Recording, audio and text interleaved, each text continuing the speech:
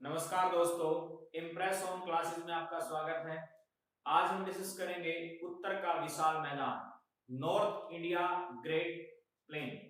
तो देखिए, सबसे पहले हम इंडिया का मैप ड्रॉ कर लेते हैं। ये इंडिया का मैप है। इस इंडिया के मैप में हम यहां पर डिस्कस करते हैं। यहां पर देखिए, ये है आपका उत्तर भारत का विशाल मैदान। यहां पर ये भारत का, ये है आपका उत्तर भारत का विशाल मैदान, यानी इसको बोल सकते हैं नॉर्थ इंडिया ग्रेट प्लेन। सबसे पहला क्वेश्चन आता है कि जो उत्तर भारत का विशाल मैदान है, ये किन किन के बीच में है। तो यहां पर मैंने आपको बताया था, सबसे पहला जो पार्ट हमने पढ़ा था उसका नाम था उत्तर पर्वतीय प्रदेश। सबसे पहला भाग हमने जो पढ़ा था उत्तर पर्वतीय प्रदेश, इसमें हमने पढ़ा था हिमालय पर्वत और हिमालय पर्वत से संबंधित उसके भाग, जैसे महान हिमालय, उसके बाद लघु हिमालय और शिवालिक के बारे में। इसके बाद यहां पर जो क्षेत्र है, ये वाला जो क्षेत्र है, इसको बोलते हैं प्रायद्वीपीय भारत, या बोल सकते हैं प्रायद्वीपीय प्रदेश भी से कहा जाता है। तो इन दोनों के बीच में, यानी उत्तर पर्वतीय प्रदेश और प्रायद्वीपीय प्रदेश के बीच में आप कह सकते हैं, यहां पर सिंधु नदी से लेकर अगर हम बात करें यहां पर, तो ब्रह्मपुत्र नदी तक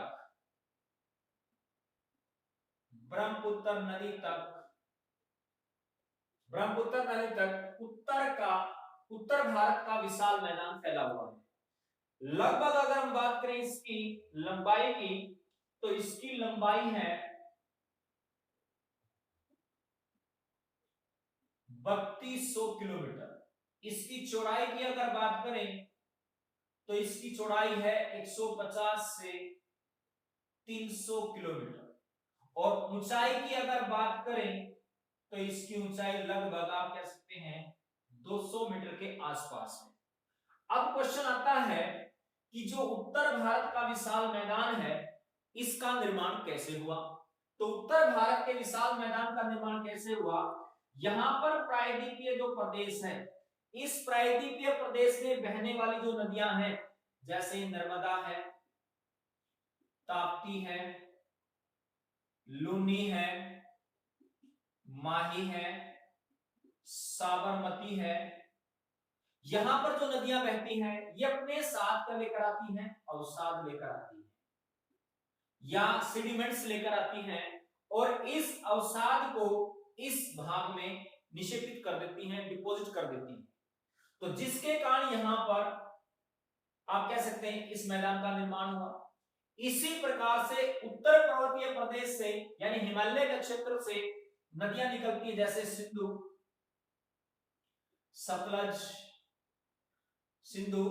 सतलज, ब्रह्मपुत्र। ये नदियां क्या करती हैं, अपने साथ अवसाद लेकर आती हैं, और उस अवसाद को इस क्षेत्र में क्या कर देती हैं, निक्षेपित कर देती हैं या उसको डिपोजिट कर देती हैं, जिसके कारण यहां पर आप कह सकते हैं उत्तर भारत के विशाल मैदान का निर्माण हुआ। कई बार क्वेश्चन पूछा जाता है कि उत्तर भारत के विशाल मैदान में कौन सी मिट्टी पाई जाती है। तो यहां पर जो मिट्टी पाई जाती है उसका नाम है जलोढ़ मिट्टी, या बोल सकते हैं उसको एलुवियल सॉइल, क्योंकि यहां पर प्रायद्वीपीय नदियां जो हैं अपने साथ जो अवसाद लेकर आती है, कंकड़ पत्थर लेकर आती हैं और इस क्षेत्र में छोड़ देती हैं। इसी प्रकार हिमालय के क्षेत्र से जो नदियां निकलती हैं और अपने साथ जो कंकड़ पत्थर लेकर आती हैं, उससे ही इस जलोढ़ मिट्टी का निर्माण होता है, जो इस उत्तर भारत के विशाल मैदान में ज्यादा पाया जाता है। और ये क्षेत्र जो है, ये भारत का ही नहीं बल्कि आप बोल सकते हैं विश्व का भी सबसे ज्यादा उपजाऊ मैदान है। यानी आप ये कह सकते हैं सबसे उपजाऊ मैदान। उपजाऊ मैदान किसे कहा जाता है? उत्तर भारत के विशाल मैदान को ही कहा जाता है, क्योंकि यहाँ पर जलोढ़ मिट्टी है और जलोढ़ मिट्टी के अंदर कृषि की मात्रा ज्यादा होती है, जिसके कारण यहाँ पर आप कह सकते हैं जनसंख्या भी ज्यादा निवास करती है। अगर क्वेश्चन पूछा जाए कि किस भाग में सबसे ज्यादा जनसंख्या निवास करती है, तो आप कह सकते हैं उत्तर भारत के विशाल मैदान में क्या करती है, यानी आप कह सकते हैं घनी जनसंख्या निवास करती है। अब कई बार क्वेश्चन पूछा गया कि उत्तर भारत के विशाल मैदान का दूसरा नाम क्या है, तो इस उत्तर भारत के विशाल मैदान का दूसरा नाम आप बोल सकते हैं, यहां पर इसको पुकारा जाता है सिंधु गंगा ब्रह्मपुत्र। सिंधु गंगा ब्रह्मपुत्र के मैदान के रूप में भी जाना जाता है। बिल्कुल इंपॉर्टेंट क्वेश्चन है कि उत्तर भारत के विशाल मैदान का दूसरा नाम क्या है, तो इसका नाम क्या है? सिंधु गंगा ब्रह्मपुत्र का मैदान भी से कहा जाता है। तो इस प्रकार से आप कह सकते हैं ये उत्तर भारत का विशाल मैदान बना। अगर इसके बारे में बात करें हम, इस उत्तर भारत के विशाल मैदान को कई भागों में बांटा गया है। जैसे सबसे पहले हम बात करते हैं यहां पर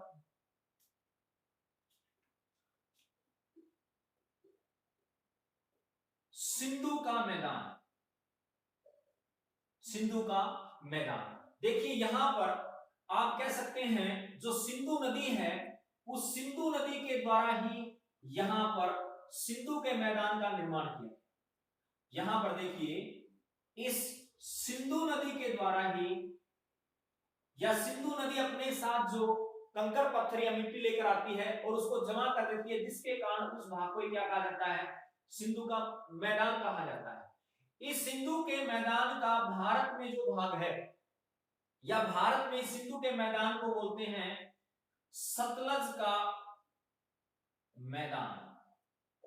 बिल्कुल इंपॉर्टेंट क्वेश्चन है, कई बार पूछा गया है कि सिंधु के मैदान को भारत में किस मैदान के नाम से जाना जाता है, तो आप कह सकते हैं सतलज का मैदान के नाम से जाना जाता है, क्योंकि यहां पर सतलज नदी का अपवा क्षेत्र है। यानी सतलज नदी इस क्षेत्र में बहती है, जिसके कारण इसे क्या कहा जाता है? सतलज का मैदान कहा जाता है। इसके बाद अगर हम बात करें यहां पर इस सिंधु के मैदान का ज्यादा हिस्सा कहां पर है, तो ज्यादा हिस्सा अगर बात करें तो ये पाकिस्तान का जो हिस्सा है, इसमें इसका ज्यादा भाग है। बल्कि ज्यादा हिस्से में अगर बात करें तो कौन सा होगा? पश्चिमी पंजाब, और साथ में बात करें तो यहां पर सिंध। यानी आप कह सकते हैं पश्चिमी पंजाब और सिंध के बीच में ये फैला हुआ है। इसके बाद अगर हम बात करें यहां पर इस सिंध के मैदान में कुछ ऊंचे ऊंचे टीले पाए जाते हैं। सिंध के मैदान में कुछ ऊंचे ऊंचे टीले पाए जाते हैं, जैसे मान लीजिए ऊंचा टीला है जो रेत के बने होते हैं। इस प्रकार से ऊंचे ऊंचे टीले पाए जाते हैं, और इन ऊंचे ऊंचे टीलों को आप कह सकते हैं यहां पर जो बालू से बने होते हैं, और इन्हीं टीलों के बीच में कुछ निमन भूमि भी पाई जाती है। ये तो क्या हो गए? टीले। और इनके बीच में जो निमन भूमि होती है, यानी निमन भूमि, यानी आप कह सकते हैं नीची भूमि जो होती है, उसे क्या कहा जाता है? उसे कहा जाता है तल्ली कहा जाता है। उसे क्या कहा जाता है? तल्ली कहा जाता है। यानी स्थानीय भाषा में जो उन रेत के टीलों के बीच में आप कह सकते हैं निमन भूमि होती है, यानी नीची भूमि होती है, उसे स्थानीय भाषा में क्या बोलते हैं? तल्ली कहा जाता है। और जब वर्षा आती है तो वर्षा के दौरान इस तल्ली के क्षेत्र में पानी भर जाता है, और पानी भरने के बाद यहां पर किसका निर्माण होता है? झीलों का निर्माण होता है। किसका निर्माण होता है? झीलों का निर्माण होता है। और इन्हें स्थानीय भाषा में क्या कहा जाता है? इन्हें स्थानीय भाषा में कहा जाता है डांड। स्थानीय भाषा में क्या बोलते हैं इनको? डांड कहा जाता है। तो ये था हमारा सिंध का मैदान। इसके बाद अगर हम बात करें सेकंड पार्ट में यहां पर, तो सेकंड पार्ट है इसका पंजाब हरियाणा का मैदान। पंजाब हरियाणा का मैदान, यहां पर देखिए ये भी क्या है, इसका पश्चिमी भाग ही है। ये क्या है, ये इसका यहां पर क्या है, पश्चिमी भाग है। यहां पर ये क्या है, पंजाब हरियाणा का मैदान है, ये भी इसका पश्चिमी भाग है। और यहां पर कौन कौन सी नदियां बहती हैं, तो यहां पर नदियां बहती हैं, आप कह सकते हैं रावी है, व्यास है और सतलज। यानी यहां पर ये नदियां क्या होती हैं, आप कह सकते हैं बहती हैं। और बहने के दौरान इसके आसपास का क्षेत्र क्या हो जाता है, बाढ़ग्रस्त। यानी सतलज, व्यास और रावी नदी जो बहती हैं, इनके आसपास का क्षेत्र क्या हो जाता है, बाढ़ग्रस्त हो जाता है, यानी जल से जलमग्न हो जाता है। और जलमग्न हुए भाग को क्या कहा जाता है, यहां पर धारीवा कहा जाता है। क्या कहा जाता है, धारीवा कहा जाता है। इसके बाद अगर हम बात करें यहां पर पंजाब के उत्तर पश्चिम भाग में यहां पर अगर हम बात करें तो वारी दोआब है। वारी दोआब है। वारी दोआब का मतलब क्या होता है यहां पर, यानी व्यास और रावी नदी यहां पर बहती है। दोआब का मतलब क्या होता है, जहां आप कह सकते हैं दो नदियों के बीच का स्थान। जैसे मान लीजिए कोई नदी है, एक नदी ये है आपकी और एक नदी ये है आपकी, मान लीजिए, तो इसके बीच का जो भाग है इसको क्या बोलते हैं, दोआब कहा जाता है। तो ये क्या होता है, दोआब कहा जाता है। इसके बाद अगर हम बात करें तो इसी क्षेत्र में कुछ और भी दोआब हैं। जैसे हम बात करते हैं सिंधु और झेलम नदी का जो दोआब है उसे बोलते हैं सिंधु सागर दोआब। उसे क्या बोलते हैं, सिंधु सागर दोआब। दूसरा अगर हम बात करें यहां पर झेलम और इसमें हम सेकंड पार्ट पढ़ते हैं पंजाब हरियाणा का मैदान। सेकंड जो पार्ट था हमारा वो कौन सा था, पंजाब हरियाणा का मैदान। इस पंजाब हरियाणा का मैदान का विस्तार भी इस पश्चिमी भाग में है। और इस पंजाब हरियाणा के मैदान में आप कह सकते हैं यहां पर रावी, व्यास, सतलज नदी प्रवाहित होती है। यानी ये पंजाब हरियाणा का मैदान जो है रावी, व्यास और सतलज नदी से आप कह सकते हैं प्रवाहित होता है। और यहां पर इन नदियों के द्वारा जो यहां पर बाढ़ का ऊंचा क्षेत्र बनता है, बाढ़ का ऊंचा क्षेत्र बनता है, उन्हें पंजाब में बेट कहा जाता है। वेरी इंपॉर्टेंट क्वेश्चन है, कई बार पूछा गया है कि पंजाब हरियाणा मैदान में रावी, सतलज और व्यास नदी बहती हैं और बहने के दौरान उनके आसपास का क्षेत्र जो है बाढ़ग्रस्त हो जाता है, तो उसे पंजाब में क्या कहा जाता है, तो उसे पंजाब में कहा जाता है बेट कहा जाता है। इसके बाद अगर हम बात करें यहां पर पंजाब के उत्तर पश्चिम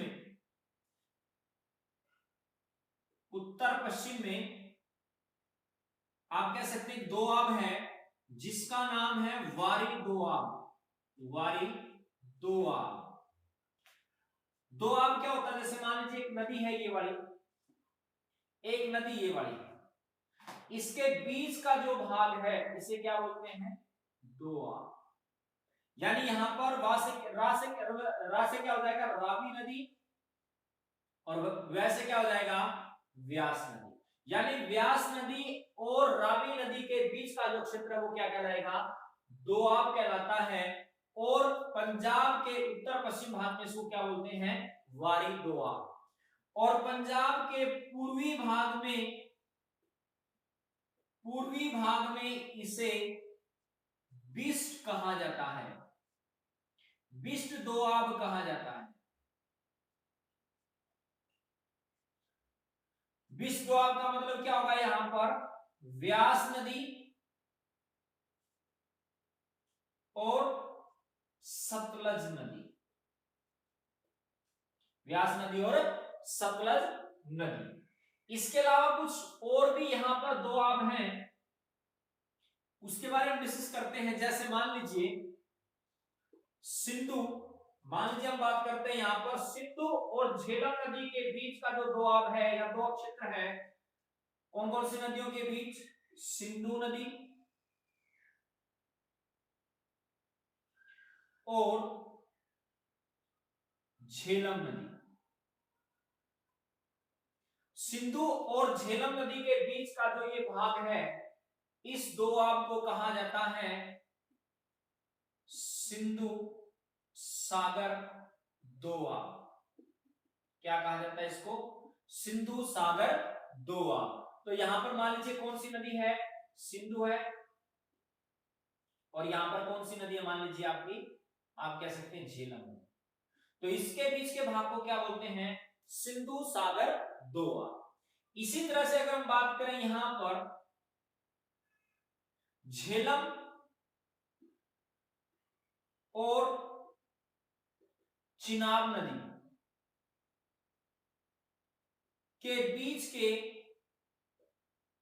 भाग को छाछ दोआब कहा जाता है, छाछ दोआब कहा जाता है। यानी आप कह सकते हैं यहां पर मान लीजिए कौन सी नदी होगी, यहां पर मान लीजिए आप कह सकते हैं झेलम, और यहां पर कौन सी नदी होगी, आप कह सकते हैं चिनाब। तो इसके भाग को क्या बोलते हैं, छाछ दोआब। इसके बाद अगर हम बात करें यहां पर चिनाब और रावी नदी के बीच के भाग को कहा जाता है रेचना दोआब। क्या बोलते हैं उसको, रेचना दोआब। तो यहां पर मान लीजिए हम बात करते हैं, यहां पर कौन सी नदी हो जाएगी, चिनाब, और यहां पे कौन सी नदी हो जाएगी, आप कह सकते हैं रावी। तो उसको क्या बोलेंगे, रेचना दोआब कहा जाता है। इसी प्रकार से अगर हम बात करें रावी नदी और व्यास नदी के बीच के भाग को क्या बोलेंगे, तो आप उसको बोल सकते हैं वारी दोआब। क्या बोलते हैं उसको, वारी दोआब। यानी यहां पे कौन सी नदी हो जाएगी आपकी, यहां पे हो जाएगी रावी नदी, और यहां पे कौन सी नदी हो जाएगी आपकी, व्यास नदी। तो उसको क्या बोलेंगे, वारी दोआब। इसी प्रकार से अगर हम बात करें नेक्स्ट, यहां पर व्यास नदी और सतलज नदी, व्यास नदी और सतलज नदी के बीच के भाग को बोलते हैं, आप कह सकते हैं विस्ट दोआब, विस्ट दोआब। यानी आप बोल सकते हैं यहां पे कौन सी नदी हो जाएगी आपकी, व्यास नदी, और यहां पे कौन सी नदी हो जाएगी आपकी, सतलज नदी।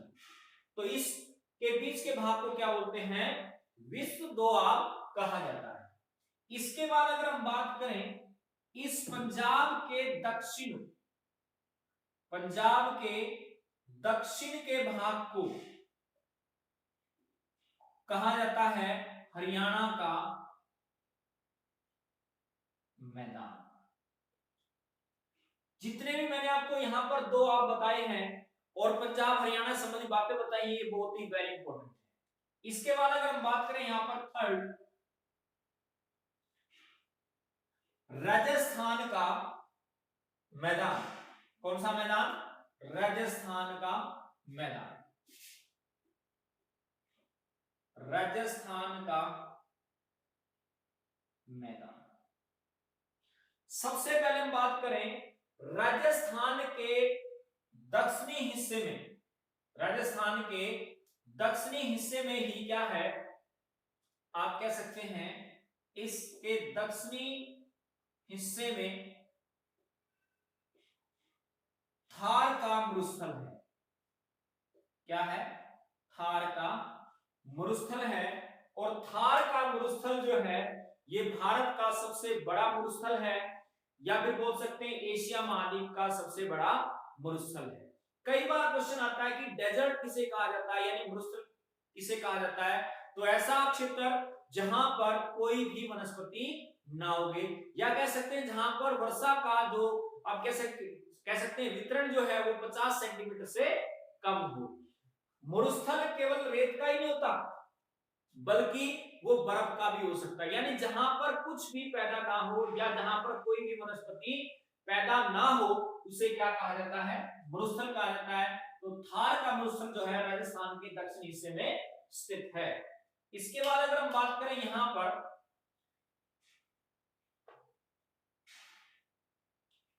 राजस्थान के अंदर, अगर हम बात करें खासकर जैसलमेर जिले से संबंधित, तो इस जैसलमेर जिले में जो आप कह सकते हैं दक्षिणी हिस्सा है, राजस्थान का जो दक्षिणी भाग है, या बोल सकते हैं जैसलमेर जिले का जो दक्षिणी भाग है, इस दक्षिणी भाग में कुछ प्लाया झीलों का निर्माण होता है। क्या होता है? प्लाया झीलों का निर्माण होता है। अब प्लाया झील कैसी होती है? एक अभिकेंद्रीय आप कह सकते हैं झीलों के रूप में काम करती है, या उसका उदाहरण है जैसे मान लीजिए इस तरह से, ये कोई भी मान लीजिए आप कह सकते हैं एक तालाब के रूप में झील होती है जैसे, तो यहां पर क्या इसके अंदर वर्षा के दौरान क्या होगा? जल ठहर जाएगा। लेकिन जैसे ही ग्रीष्म ऋतु का आगमन होगा, ग्रीष्म ऋतु के आगमन के दौरान इसके अंदर जो जल है वो आप कह सकते हैं वाष्प बनकर उड़ जाता है। उड़ने के बाद यहां पर एक गहरा गड्ढा बन जाता है जिसे नाम दिया जाता है प्लाया झील। राजस्थान के अंदर प्लाया झील बहुत पाई जाती है। इसके बाद अगर हम बात करें,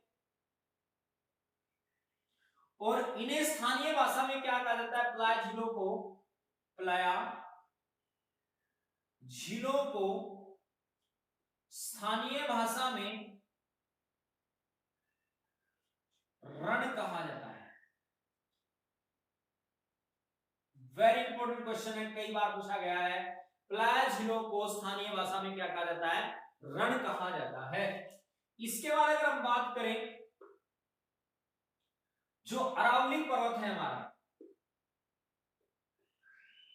अरावली पर्वत, कई बार क्वेश्चन आता है कि अरावली पर्वत कहां पर है? तो अरावली पर्वत भी राजस्थान में है। और अगर पूछा जाए कि अरावली पर्वत की दिशा क्या है, तो अरावली पर्वत भारत के उत्तर पश्चिम दिशा में है।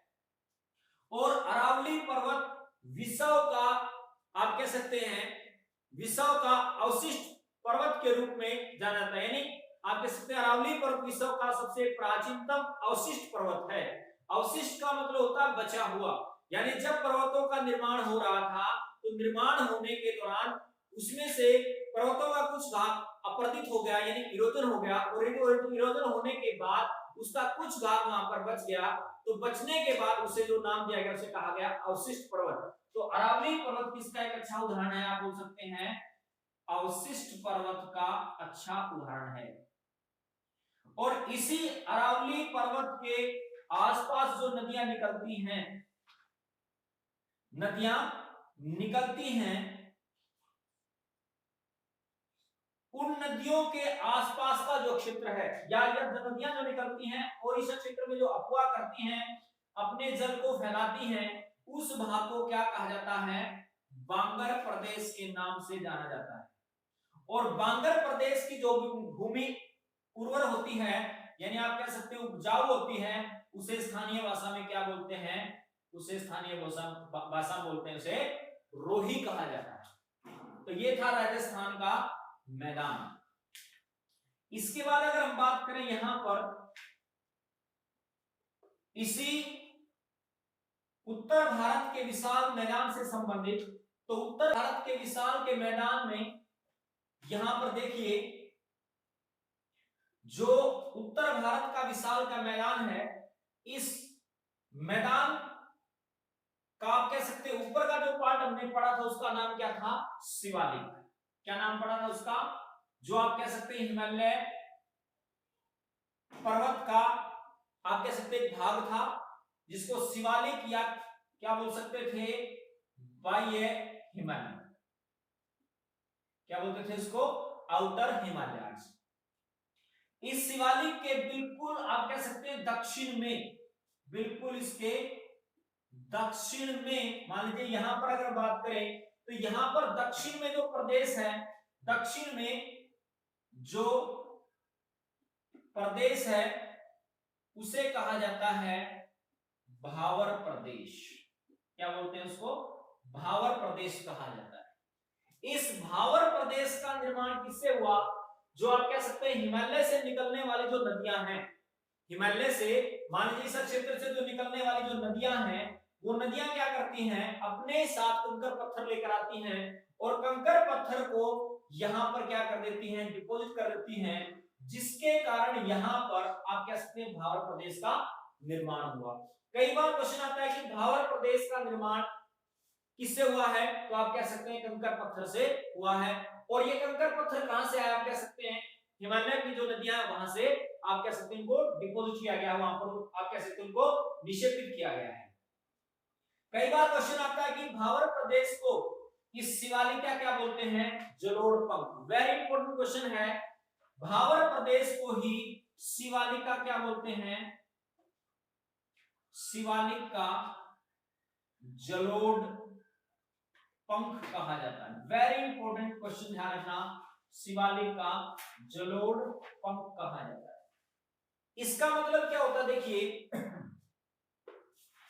जैसे मान लीजिए पहाड़ों से निकल करके, मान लीजिए एक क्षेत्र है, यहां से नदियां निकल करके, ये नदियां हैं और यहां से नदियां निकल करके जब आप कह सकते हैं मैदानी भागों में प्रवेश करती हैं, तो यहां पर मान लीजिए मैदानी भाग है, तो मैदानी भागों में जब नदियां प्रवेश करती हैं तो प्रवेश करने के दौरान अपने साथ जो कंकर पत्थर लेकर आती हैं, कंकर पत्थर लेकर आती हैं, उस कंकर पत्थर को क्या कर देती हैं? फैला देती हैं। यानी ये कंकर पत्थर जो क्या होता है? फैल जाता है, और फैलने के कारण ही उसे क्या नाम दिया गया? जलोढ़ पंख कहा जाता है। इसके बाद अगर बात करें यहां पर इसी भावर प्रदेश में जो हिमालय से निकलने वाली जो नदियां थी वो क्या हो जाती हैं? लुप्त हो जाती हैं, यानी अंदर की तरफ बहना प्रारंभ कर देती है। इसके बाद का नेक्स्ट पार्ट आता है जिसका नाम है तराई प्रदेश। तराई प्रदेश। इस तराई प्रदेश को आप कैसे समझ सकते हैं? जो ये भावर प्रदेश है, ये जो भावर प्रदेश है, इस भावर प्रदेश के दक्षिण में कौन सा क्षेत्र होगा? तराई प्रदेश होगा।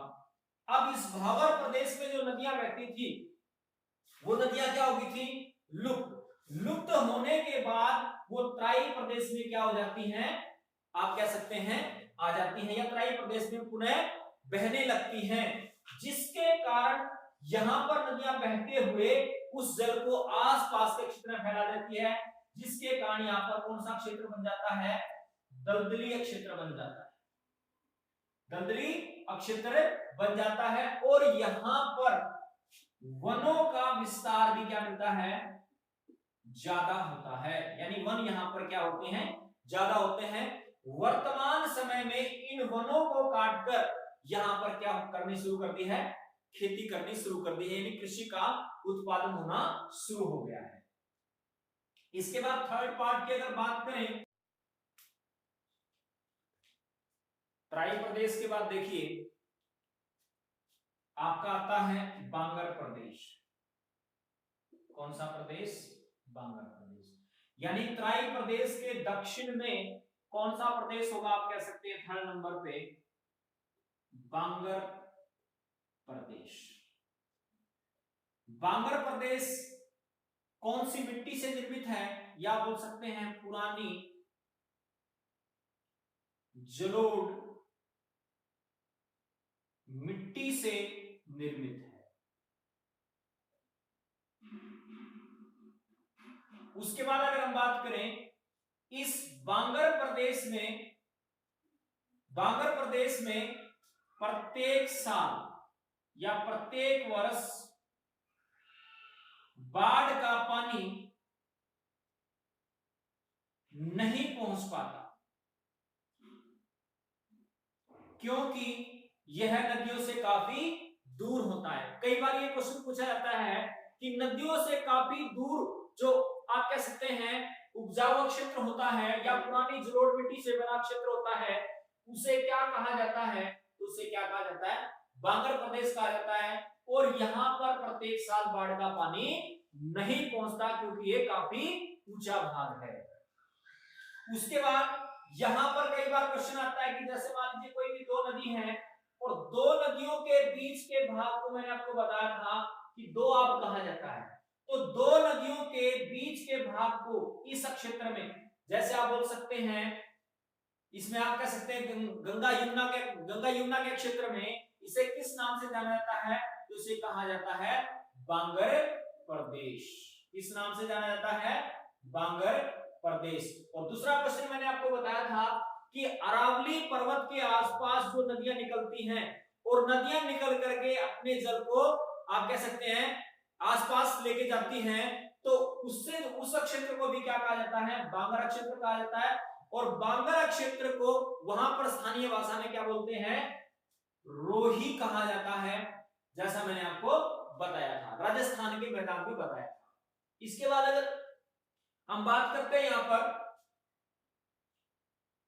खादर प्रदेश के बारे में, इस बांगर प्रदेश के दक्षिण में, इस बांगर प्रदेश के दक्षिण में कौन सा प्रदेश आता है, खादर प्रदेश। यानी फोर्थ नंबर पे कौन सा होगा, खादर प्रदेश। ये खादर प्रदेश भी किससे निर्मित है, पुरानी जलोढ़ मिट्टी से निर्मित है। किस मिट्टी से निर्मित है, पुरानी जलोढ़ मिट्टी से निर्मित है। लेकिन ये खादर प्रदेश जो होता है ये नदियों के काफी निकट होता है, और निकट होने के कारण यहां पर प्रति वर्ष बाढ़ का पानी पहुंच जाता है, और इस कारण से इस क्षेत्र की जो उर्वरता शक्ति है वो बढ़ जाती है, और यहां पर खाद्यान्य फसलें जो हैं ज्यादा होती हैं। किसकी अपेक्षा, बांगर प्रदेश की अपेक्षा। तो आप ये कह सकते हैं कि खादर प्रदेश जो है यहां पर बांगर प्रदेश की अपेक्षा ज्यादा कृषि होती है।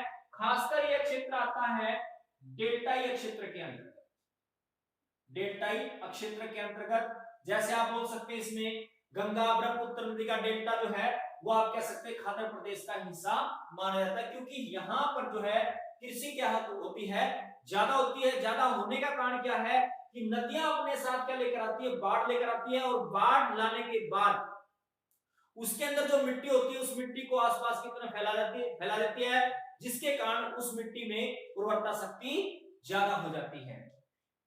तो इस प्रकार से आपने ये पढ़ा उत्तर भारत का विशाल मैदान। इसके बाद हम पढ़ेंगे प्रायद्वीपीय भारत के बारे में। तो दोस्तों अगर आपको ये वीडियो अच्छी लगी हो तो आप इसे लाइक करें, मेरे चैनल को सब्सक्राइब करें और ज्यादा से ज्यादा शेयर करें।